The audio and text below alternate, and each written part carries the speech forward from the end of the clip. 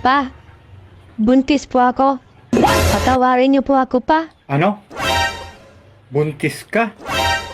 Di ba kabilin-bilinan ko sa'yo na huwag kang nagpapabuntis at huwag ka muna makipag-boyfriend, magtapos ka muna ng pag-aaral mo para makaahon tayo sa hirap. Alam mong hirap na tayo, ganyan pa ginawa mo.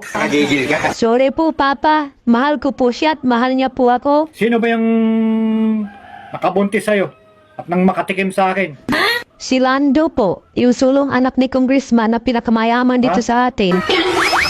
Anak ni Congressman yung mayaman dito sa atin? Opo, Papa.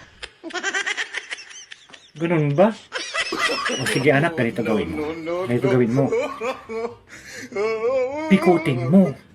Huwag mong hayaang hindi niya panagutan yan. Oo, saka ingatan mo yung bebe. Kailangan huwag malaglag ha. Para may panghahawakan tayo. Sayang.